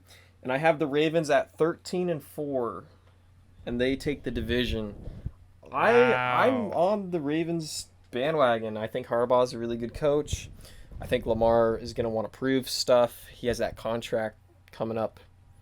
There's the talk, right, about it, especially with what Kyler got. They got rid of Marquise Brown, which good decision. Never liked him, bro. Yeah. I always Yeah, thought he I've was never overrated. understood it. If J.K. Dobbins actually plays, like he's a very good running back. Like he's pretty underrated in my opinion. So, and I mean Mark Andrews is like I know they don't have that like number one wide receiver, but they don't really need that because of how good he is. Like he's been their guy for like the past 3-4 seasons. He works very well with Lamar as well, and that's like a dangerous kind of play action rollout game that they have. And I mean, shit, he's a deep threat too. So So are they your number? Are they your number yeah, 2 seed? they were the number 2 seed. Yes, Number 2 seed for you. I Okay. had Kansas City 1. They're number 2. Okay. They're the 2nd seed. But yeah, that's the North for me. So, all right. Yeah.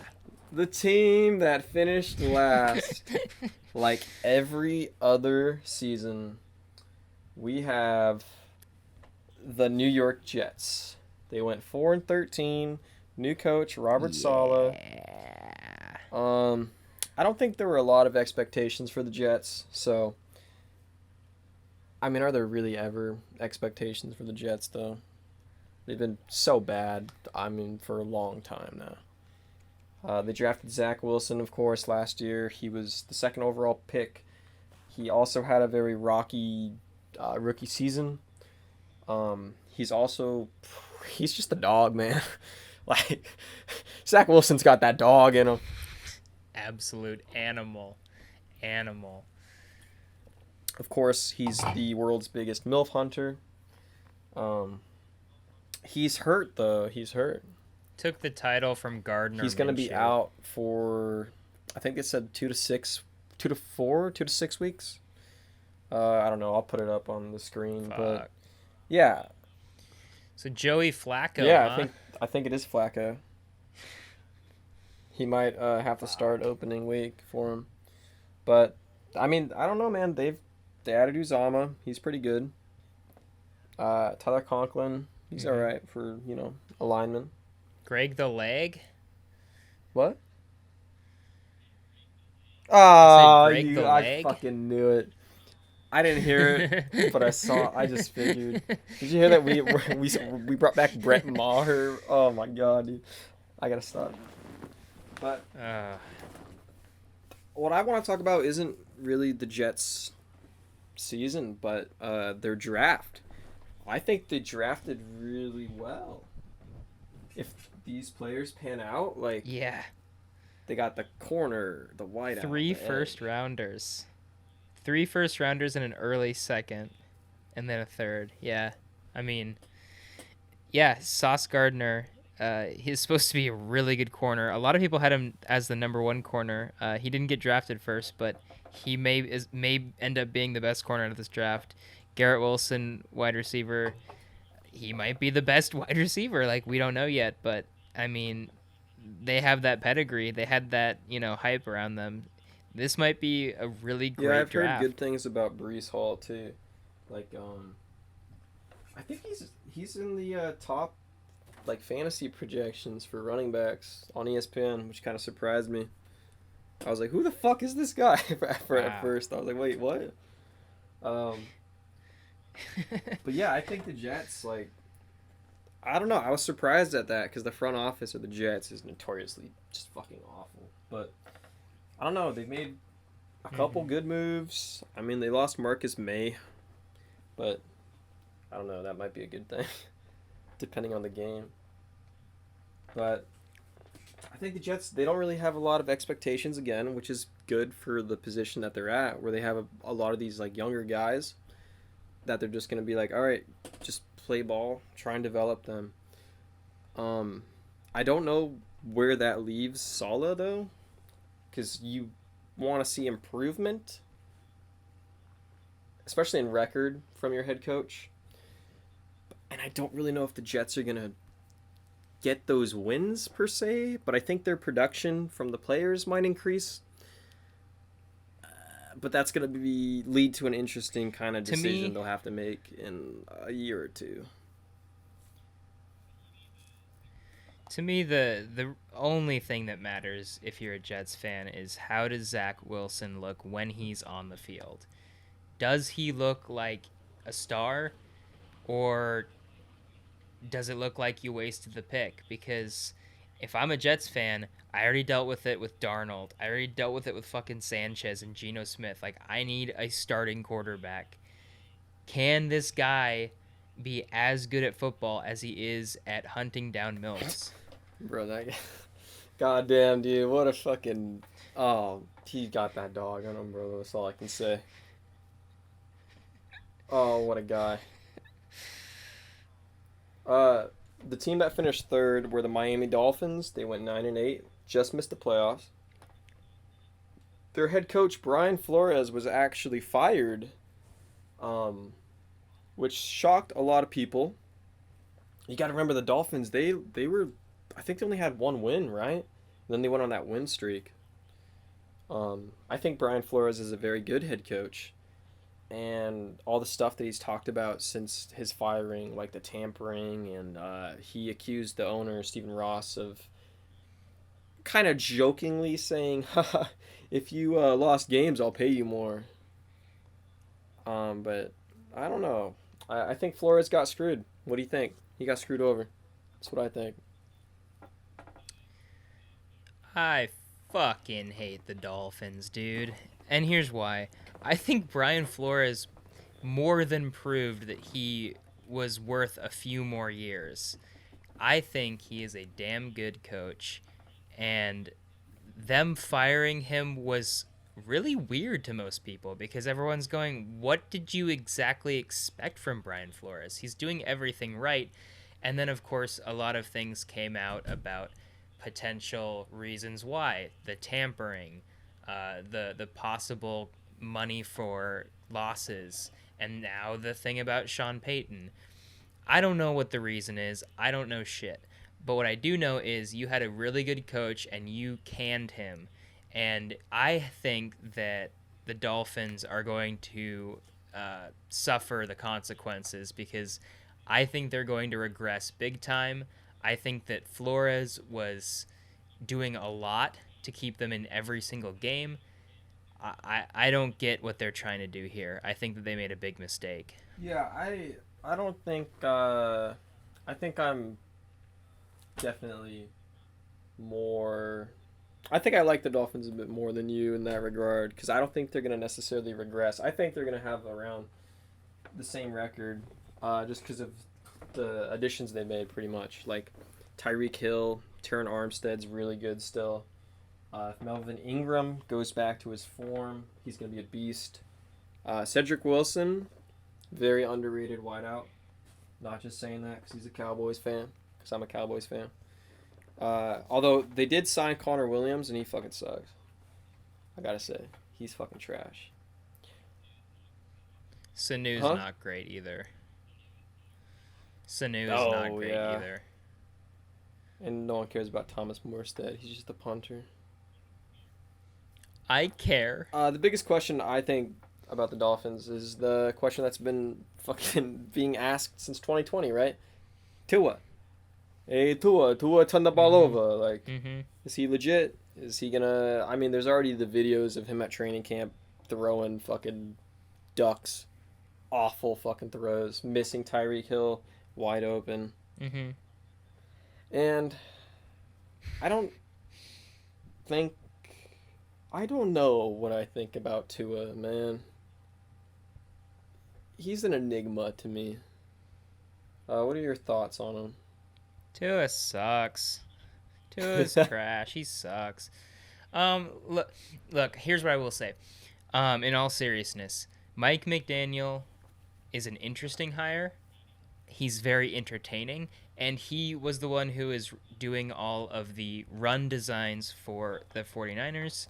So if there's one guy who could come in and put in an offense that will work for Tua, maybe it's Mike McDaniel because he will have a run first, Kyle Shanahan offense. And by all means, there's, that could be very good for Tua. I think that Tua could be a Drew Brees. Oh, God. He could be pick you apart in the short game, but he's just not. He's not the new model of quarterback. He's not going to throw the ball 35, 40 yards down the field. He's not going to make anything happen with his feet. I'm not a huge Tua guy. I don't think he's that great. He's part of the reason why I have them taking a pretty big step back because I just don't think you're going to see that next step from him. And Dolphins, man, you fucked up. You also got to keep in mind that Tua hasn't necessarily been healthy, like every year he's played so far. I think he's missed, 13 games, somewhere around there, in 2 seasons, which, I mean, that's kind of worrisome when you're trying to see if a guy's going to be your franchise quarterback. You're going to have to pay money eventually, too. I think I want Tua to be good only because he's a lefty, and that's cool. And I think Tyreek Hill is a great wideout. If Tua can't throw the ball deep, though, I know Tyreek Hill does a lot of like screens and all that, but it just kind of, I don't know. It's very weird that they're gonna try and have a run and gun. Won't be the same as Mahomes. Yeah, they're that's gonna for try and sure. have a West Coast run and gun offense with a guy who can't. Well, he can run, but I mean, he doesn't have a gun, right? Yeah. Second in the division last year were the New England Patriots. They went 10-7 and got smoked by Buffalo in the playoffs. Yeah. They lost Kyle Van Noy, J.C. Jackson, Ted Karras, Keneal Harry, but they got Jabril Peppers.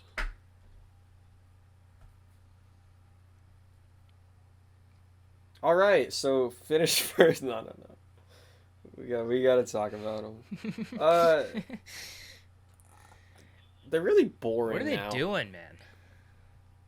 Like I used to love to just hate the Patriots. Now they're just boring.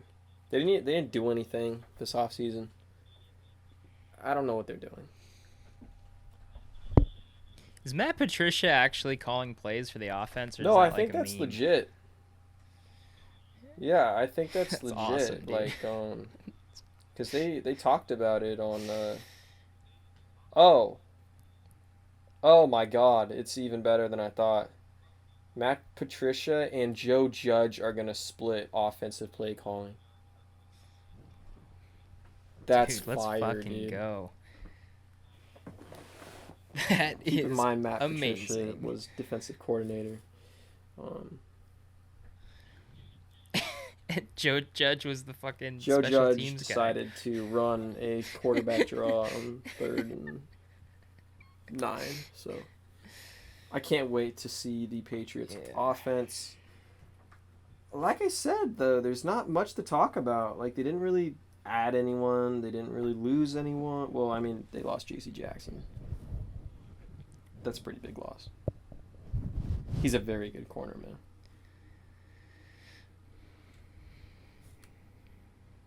This kind of proves my point. Like you said, though, there's not much to talk about. I mean, they are the same team that they were last year, minus Josh McDaniels. They added a corner. They drafted a guard that was supposed to go in like the 3rd round in the first Classic round. Belichick. It's the Patriots, man. Yeah, although it'll probably be pretty good. I mean, if he, drafted a guard, it's probably gonna be pretty good. But I don't know, man. I think it'll be a similar season. I think they'll be fine. I think they'll be good. They'll be in the hunt, and I don't know what else to say. Yeah, I think or other than go to Pat Patriot full time. Pat Patriot full time. I Cowards. think the only thing I'm going to talk about with them is I think McCorkle will have the famous sophomore slump that a lot of rookie quarterbacks get. But I still think they're going to be around 9-8, 10-7, around there. It's Belichick, Yeah. But the team that finished first were the Buffalo Bills, who went 11-6. They lost to Kansas City in one of the greatest games I've ever watched. That game was so good. Rip Amazing. to the Bills.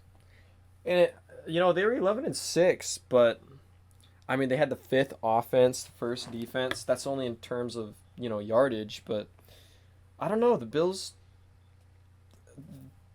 they always seemed way better than their record. Like I honestly thought they were like a 13-14 game winner, just thinking about last season, not thinking of record, but just based off what I saw when they were playing and talent wise.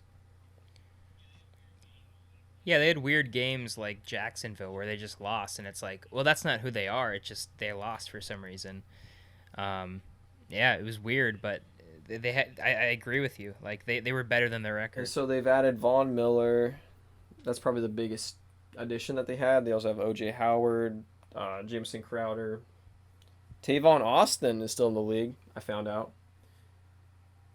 I guess really all we got to talk about is, are the Bills the best team in the league? Do you think they're going to be the best team? Because a lot of people are super hyped on the Bills, man. I say the Bills are the best team before the season starts. So, like, I know you don't watch college football, but every year they come out with a top 25 rankings. And, they usually somehow find a way to get Nebraska in the top 25, even though Nebraska's never done anything. Texas is almost always in the top 25, even though they haven't been great recently. I think, they always have either the last national champion or Alabama as number 1. And the preseason rankings don't really matter, but they're there. I think that Buffalo is definitely the best team in the league right now. How the season will play out is maybe a different story, but I think that they're the number 1. They have the best odds out of anybody to win, and they should. They have the most complete team. They're due, it makes sense. I mean, I just gotta say second that. It's pretty much all you can really say about them at this point. Like, the Bills for the last 2 seasons have been kind of not really a powerhouse. Well, no, yeah, they have been in the AFC. Like, the Bills are gonna be good. It's not gonna be a surprise to see them advance at least into the divisional. And who knows? Maybe there's something in store for them. You know, maybe there's a deep playoff run for them. Hint, hint. All right. Hint. We doing standings? We doing standings. okay, Your turn. cool. We doing standings. So for the East, in last place I have the New York Jets. They once again go 4-13. I think this season is just, let's see what the young guys can do, more so than it is about winning games, which is fine. I mean, they want to keep getting more draft capita anyway. Next, I have the New England Patriots, who go 9-8. I think they are a very 500-esque team. Like I said, I think Mac Jones kind of regresses slightly. But overall, they're pretty much the same team. I have the Dolphins going 10-7, so they get one more win than last season. That's not because I'm super high on the Dolphins. They just have a easier schedule than the Patriots. I basically see them as kind of a similar team where they're good enough to beat bad teams. They'll probably split with teams kind of in the same skill set as them, skill level, and then lose to, the top teams in the conference. And lastly, I have the Bills winning the East again at 13-4. I think the Bills are probably the best team in the AFC. Maybe not. That's not what the record says, but personally, if I had to pick a team from the AFC, I would pick the Bills. Okay. Wow. So we have a similar basement team as I'm anybody shocked. Who's ever watched football could predict. New York Jets 5-12. That it's the Jets. I mean, I do think that they have had a good draft, and I think that we could see some progression, but just not this year. It's just not. It's not in the cards this year. Sorry, Jets fans. And then this is probably where we have the biggest disagreement thus far, possibly of the whole league, is I have the Miami Dolphins. I have them going 6-11. Okay. Fuck you, Miami. I like it. Sell the team. Go back to the old uniforms and sell the team. You guys are trash. I hate Miami now. I've never had a reason to hate Miami. I just hate them. I hate the moves. I hate firing Flores. I'm not a believer in Tua. I like Mike McDaniel. What about Waddle, bro? They got Waddle. Fuck you, Miami. They got I Byron like Jones. Waddle. I love Byron Jones. Yeah. I just I mean I feel like the Dolphins have been like a 6-win team that's been pushed to 9-10 wins. I don't remember what their last couple years were, but have been pushed to better finishes because of good coaching, and they got rid of the guy that did that. So I think they're going down, and their owner's a cheater, and I just fuck you, Miami. Number 2, I have New England Patriots going 9-8. Everything you said, yeah, just they'll be good, they'll be fine. I don't have them making the playoffs, but they'll figure out how to be competitive. Regresses as well? Do you think he sort of has like a slump? Because that normally happens for a lot of young quarterbacks that kind of have the best rookie season. Yeah, I think that most of their wins come from power football, the old Belichick special where he's able to keep games close with his defense and win the game. I think Mac will be okay, but especially with losing McDaniels, I know that I've shit talked him as a head coach, but he is a great coordinator. I don't think he'll be as good this year. I think he doesn't have the support, and I like you said, the sophomore slump is inevitable with a lot of young quarterbacks. Um, Number one, I have Buffalo going 12-5. Everything I said before, they're going to be very good. They're my number 2 seed, so I think they're going to be very good, and I don't have much more to say Okay, about them. so last. Okay, so the seedings that I have Kansas City at 1, so they get the bye. I have Baltimore 2, Buffalo 3, Indianapolis 4, Cincy 5, Vegas 6, and LA Chargers at 7 seed. For the wild card round, the first matchup is Cincinnati against Indianapolis. I have the Bengals winning that one and moving on. I have Vegas versus Buffalo, and I believe Buffalo will take that easily. And then I have an upset on this one. The 7th seed Chargers will be playing the 2nd seed Ravens, and I have the Chargers moving on to play Kansas City. Wow. Yeah. That's my hot take. My number 1 hot take. I And like so it. in the divisional, I have Buffalo playing Cincinnati. That's a tough one. But I'm gonna go with Buffalo. I just think they're a more complete team, even with Cincinnati's experience of making it to the Super Bowl last season. And then I have the Chargers against Kansas City. And I have the Chargers upsetting the team again and going to the AFC Championship game Wow. to play against Buffalo. So, That is yeah, I was kind of nuts. being ominous about the Chargers, but I don't know. They're kind of a sneaky team. I kind of like them in these matchups. It's hard to beat a team 3 times in a Okay. season. So Incredibly I hard. think if they went up against Kansas City, they would best them at that. And then Baltimore,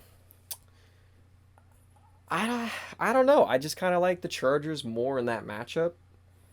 I think they match up pretty well against Baltimore, offense wise and defense wise, especially if Baltimore's secondary doesn't get fixed, because it was not good last season. But Okay. the team that I have moving on to the Super Bowl, it's the Bills. I have Buffalo. Buffalo's the AFC team. Okay. I know it's the trendy pick right now, but I like them. Sure. I like what they're doing. I like Diggs. I like Allen. I like Knox. Having Vaughn Miller there for some leadership is nice. The defense is going to be good again. Tre'Davious White, all of those guys. I think Sean McDermott's a very good coach, and I don't know. I feel like they're going to be really motivated because of how things ended for them last season against Kansas City. So I'm liking Buffalo. Mm-hmm. Okay, well, I'm a little surprised at your optimism for the Chargers, and I guess you'll see another reason why I'm surprised. So I'm gonna go ahead and say mine. My number 1 seed is the Chargers. My number 2 seed is Buffalo. My number 3 seed is Baltimore. My number 4 seed is Indy. 5 is KC. 6 Cincinnati, and 7 Denver. So we'll start in the middle there. Baltimore, Cincinnati, the 3 against the 6 seed, so it'll be at Baltimore. And I have Baltimore advancing. And then we have Kansas City and Indianapolis. And I think Indy pulls off the upset. It's going to be at Indy because Kansas City is the 5th seed. So I just think that something about Kansas City being on the road, I know that they're a juggernaut. I know they're really good. Like I said, I wouldn't be surprised if they won the whole thing. But for this, I just said, you know what? Indy finally breaks through and does something and wins a playoff game, which puts Indy against the Chargers. And then we have Buffalo, Denver. Buffalo beats Denver, so Buffalo faces Baltimore. In that Baltimore Buffalo matchup. Buffalo advances to the AFC Championship. LA Chargers play Indy. I think LA beats them. And so I also have the LA Chargers facing the Buffalo Bills in the AFC Championship, which is why I was very surprised to hear that you had the exact same matchup. And just like you, I have the Buffalo Bills advancing to the Super Bowl. I know it's the trendy pick. So was the LA Rams last year, and we both picked them to go to the Super Bowl. They ended up going and winning. So maybe we are hopping on a trend that will end up being true. Maybe not, but I have Buffalo going all the way to the Super Bowl.